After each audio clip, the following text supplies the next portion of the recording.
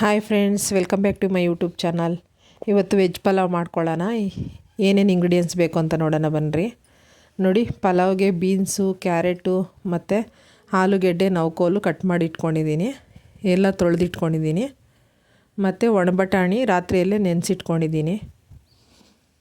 ಇದು ಅಕ್ಕಿ ಸೋನಾ ಮಸೂರಿ ಅಕ್ಕಿ ತೊಳೆದಿಟ್ಕೊಂಡಿದ್ದೀನಿ. ಮತ್ತು ಪಲಾವ್ದು ಸ್ಪೈಸಸ್ ಎಲ್ಲ ತೊಗೊಂಡಿದ್ದೀನಿ. ನೋಡಿ, ಚಿಲ್ಲಿ ಪೌಡ್ರು ನಾನಿಲ್ಲಿ ಹಸಿಮೆಣ್ಸಿನ್ಕಾಯಿ ಯೂಸ್ ಮಾಡ್ತಾಯಿಲ್ಲ. ಧನಿಯಾ ಪುಡಿ, ಒಂದು ಈರುಳ್ಳಿ, ಒಂದು ಟೊಮೊಟೊ,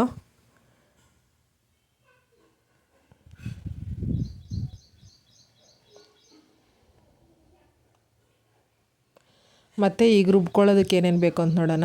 ಕೊತ್ತಂಬರಿ, ಪುದೀನ, ಶುಂಠಿ, ಬೆಳ್ಳುಳ್ಳಿ, ಈರುಳ್ಳಿ ಮತ್ತು ಕಾಯಿ ತುರಿ ಇಷ್ಟು ಬೇಕು ರುಬ್ಕೊಳ್ಳೋದಕ್ಕೆ.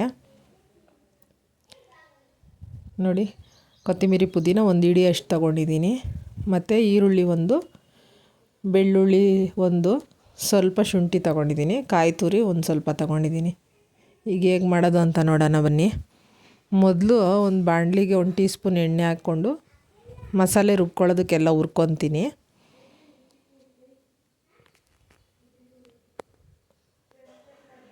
ನೋಡಿ, ಈರುಳ್ಳಿ, ಬೆಳ್ಳುಳ್ಳಿ, ಶುಂಠಿ ಮತ್ತು ಕಾಯಿ ತುರಿ ಏನು ಹುರಿಯೋದು ಬೇಕಿಲ್ಲ, ಸುಮ್ಮನೆ ಲಾಸ್ಟಲ್ಲಿ ಬಿಸಿಯಲ್ಲಿ ಹಾಕಿದ್ರೆ ಸಾಕು. ಈಗ ಈರುಳ್ಳಿ, ಬೆಳ್ಳುಳ್ಳಿ, ಶುಂಠಿನ ಹಾಕ್ಕೊತಾ ಇದ್ದೀನಿ. ಸ್ವಲ್ಪ ಹುರಿಬೇಕು ಲೈಟಾಗಿ ಅದು.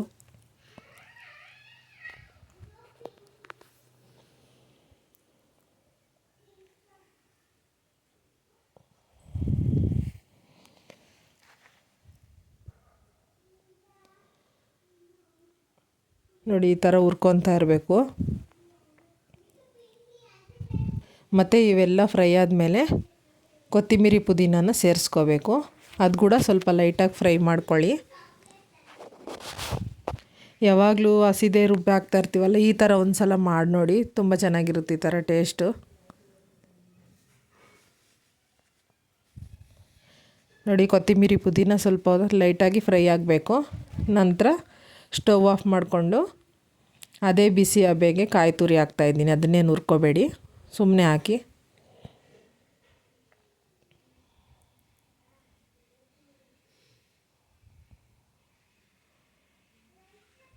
ನೋಡಿ, ಈಗ ಫ್ರೈ ಆಗಿದೆ ಎಲ್ಲನೂ. ಅದಕ್ಕೆ ಕಾಯಿ ತುರಿ ಹಾಕ್ತಾಯಿದ್ದೀನಿ.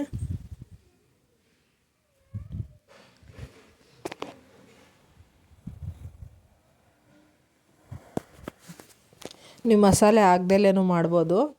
ಶುಂಠಿ, ಬೆಳ್ಳುಳ್ಳಿ ಪೇಸ್ಟು ಮತ್ತು ಸ್ವಲ್ಪ ಕೊತ್ತಂಬರಿ, ಪುದೀನ ಕಟ್ ಮಾಡ್ಕೊಂಡು ಹಾಕಿದ್ರೂ ಚೆನ್ನಾಗಿರುತ್ತೆ. ಈಗ ಕುಕ್ಕರ್ ಇಕ್ತಾಯಿದ್ದೀನಿ ಒಗ್ಗರಣೆಗೆ. ಈಗ ಸ್ವಲ್ಪ ಎಣ್ಣೆ ಸೇರಿಸ್ಕೊತಾ ಇದ್ದೀನಿ. ತುಪ್ಪ ಇಷ್ಟಪಡೋರು ಅದನ್ನು ಹಾಕ್ಕೋಬೋದು. ಸ್ವಲ್ಪ ಎಣ್ಣೆ, ಸ್ವಲ್ಪ ತುಪ್ಪ ಹಾಕ್ಕೋಬೋದು.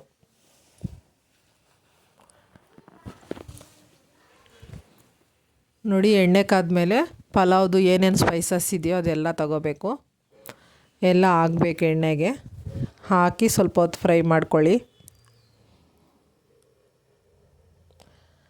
ಅದು ಫ್ರೈ ಆದಮೇಲೆ ಈರುಳ್ಳಿ ಹಾಕ್ಕೋಬೇಕು.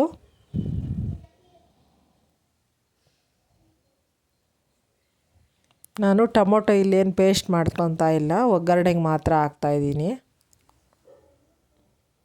ನಮ್ಮ ಚಾನಲ್ ಇನ್ನೂ ಯಾರು ಸಬ್ಸ್ಕ್ರೈಬ್ ಮಾಡದೆ ನೋಡ್ತಾ ಇದ್ದೀರಾ, ಪ್ಲೀಸ್ ಸಬ್ಸ್ಕ್ರೈಬ್ ಮಾಡಿ.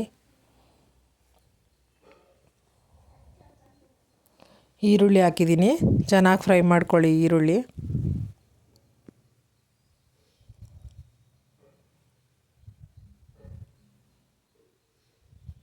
ನೋಡಿ, ಈಗ ಹಸಿ ಬಟಾಣಿ ನೆನೆಸಿಟ್ಕೊಂಡಿದ್ನಲ್ಲ, ಒಣ ಬಟಾಣಿ, ಅದನ್ನು ಹಾಕ್ತಾಯಿದ್ದೀನಿ.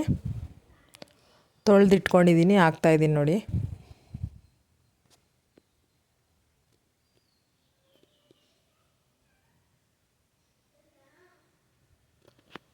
ಅದನ್ನು ಒಂದು ನಿಮಿಷ ಫ್ರೈ ಮಾಡ್ಕೊಳ್ಳಿ.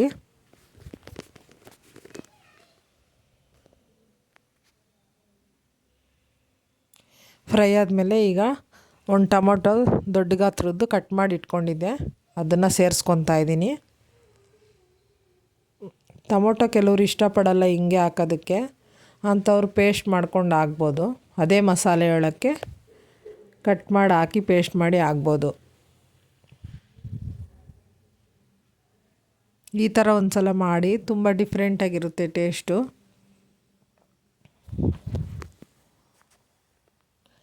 ಸ್ವಲ್ಪ ಉಪ್ಪು ಸೇರಿಸ್ಕೊತಾ ಇದ್ದೀನಿ.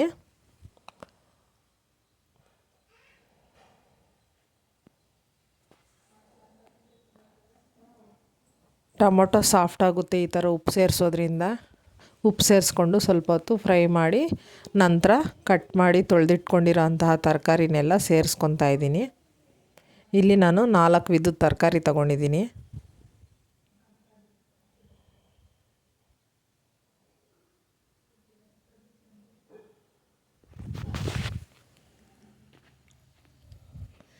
ಚೆನ್ನಾಗಿ ಫ್ರೈ ಮಾಡ್ಕೊಳ್ಳಿ. ಈಗ ಚಿಲ್ಲಿ ಪೌಡ್ರ್ 1 ಟೀ ಸ್ಪೂನ್ ಹಾಕ್ತಾಯಿದ್ದೀನಿ. ನೀವು ಹಸಿಮೆಣ್ಸಿನ್ಕಾಯಿ ತಿನ್ನೋರಾದರೆ ಅದನ್ನು ಮಿಕ್ಸಿಗೆ ಹಾಕ್ಕೊಳ್ಳಿ. ಈಗ 1 ಟೀ ಸ್ಪೂನ್ ಧನಿಯಾ ಪುಡಿ ಹಾಕ್ತಾಯಿದ್ದೀನಿ.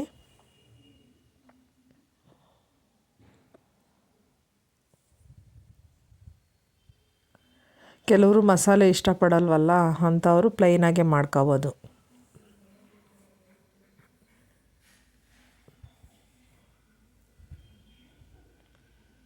ನೋಡಿ, ನಾನು ಆ ಗ್ಲಾಸ್ ತೋರಿಸಿದ್ನಲ್ಲ ಅದರಲ್ಲೊಂದು ಗ್ಲಾಸ್ ತೊಗೊಂಡಿದ್ದೀನಿ, ಮತ್ತು ಒಂದು ಚಿಕ್ಕ ಗ್ಲಾಸಲ್ಲೊಂದು ಗ್ಲಾಸು, ಈ 2 ಗ್ಲಾಸಲ್ಲೂ ರೈಸ್ ತೊಗೊಂಡಿದ್ದೀನಿ.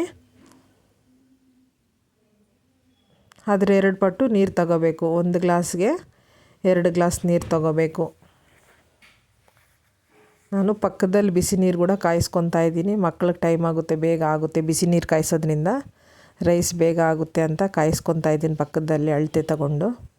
ಈಗ ರುಬ್ಕೊಂಡಿರೋಂತಹ ಮಸಾಲೆನ ಸೇರಿಸ್ಕೊಂಡು ಹಸಿ ವಾಸನೆ ಹೋಗೋವರೆಗೂ ಚೆನ್ನಾಗಿ ಫ್ರೈ ಮಾಡ್ಕೋಬೇಕು.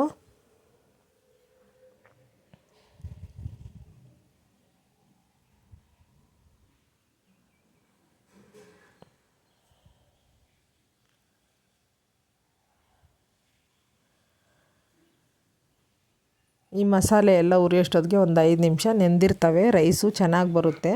ಅದಕ್ಕೆ ಮೊದಲೇ ತೊಳೆದು ನೆನೆಸಿಟ್ಕೊಂಡಿದ್ದೀನಿ ಅಕ್ಕಿನ.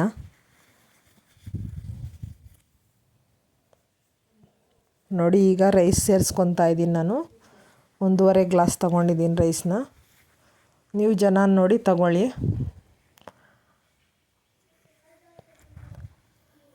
ರೈಸ್ ಹಾಕಿದ್ಮೇಲೆ ಹಿಂದೆಲೇ ನೀರು ಹಾಕಬೇಡಿ. 1 ನಿಮಿಷ ಮಸಾಲೆಯಲ್ಲಿ ಸ್ವಲ್ಪ ಫ್ರೈ ಮಾಡಿ.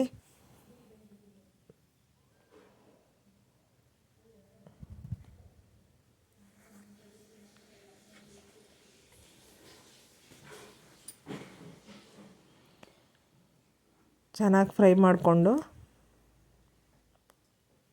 ಆಮೇಲೆ ನೀರು ಸೇರಿಸ್ಕೊಳ್ಳಿ, ಕಾದಿರೋ ನೀರು.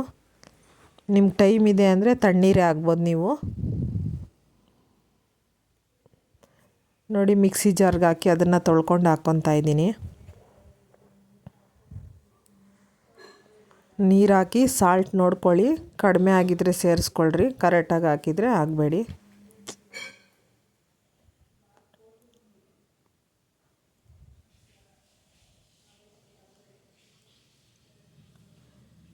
ನೋಡಿ, ನೀರು ಹಾಕಿದ್ಮೇಲೆ ಈ ಥರ ಒಂದು ಸಲ ಕಲಿಸ್ಕೊಳ್ಳಿ.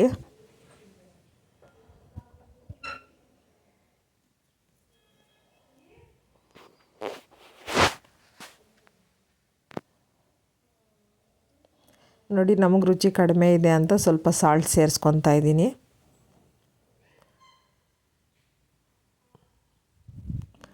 ಬಿಸಿ ನೀರು ಹಾಕಿರೋದಕ್ಕೆ ಬೇಗ ಕುದೀತಾ ಇದೆ.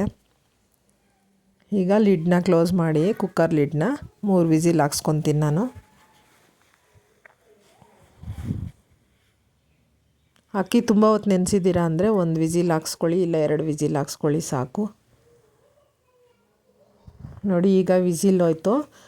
ತೋರಿಸ್ತೀನಿ ಯಾವ ಥರ ಬಂದಿದೆ ಪಲಾವ್ ಅಂತೇಳಿ. ನೋಡಿ, ತುಂಬ ಚೆನ್ನಾಗಿರುತ್ತೆ ಫ್ರೆಂಡ್ಸ್. ಈ ಥರ ಒಂದು ಸಲ ಮಾಡಿಕೊಂಡು ಹೇಗೆ ಬಂತು ಅಂತ ಕಮೆಂಟಲ್ಲಿ ತಿಳಿಸಿ. ನೋಡಿ, ಆ ಥರ ಕಲರ್ಫುಲ್ಲಾಗಿ ಕಾಣಿಸ್ತಾ ಐತೆ.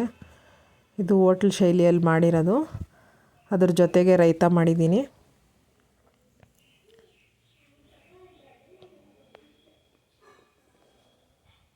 Bye friends.